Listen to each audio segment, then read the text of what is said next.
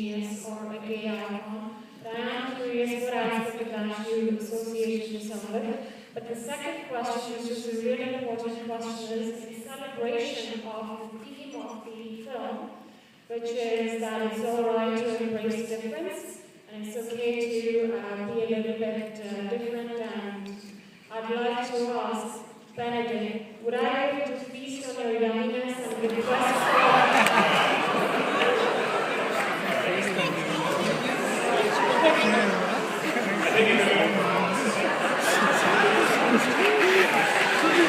I would take flight now. Sorry, I'm really taking. I think I want to see answer the first part of the serious part of the question, which is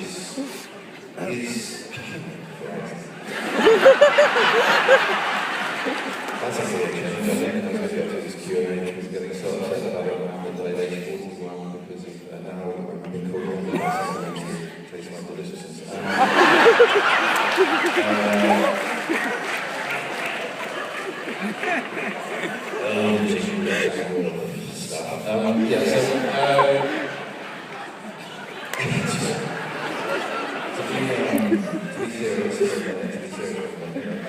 Like I said before, it is impossible to encapsulate all the extraordinary nature of this man. And the one thing I really looked into was the idea that, as I think we all do, we all, at certain points of our life, affected by people or by moments, and we're all capable of great ideas, not necessarily as great as him, but I found that, like I said before, he was so conditioned by his circumstances.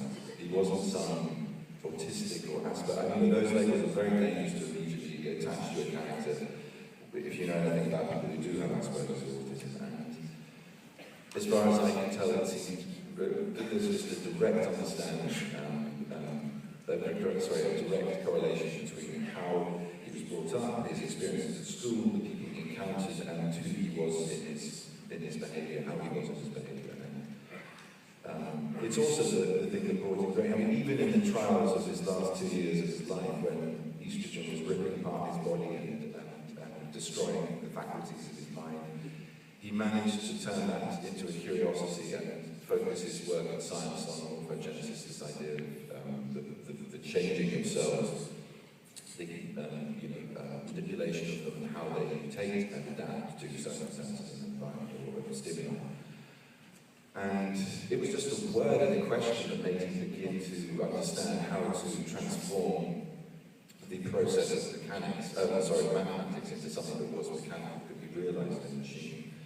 Computers originally were like brains, they were rooms full of women who would be doing endless calculus. If you were a computer, you were one of those women, and he just from a word imagined the physical world and the mental world colliding, coming into one idea, which is just extraordinary.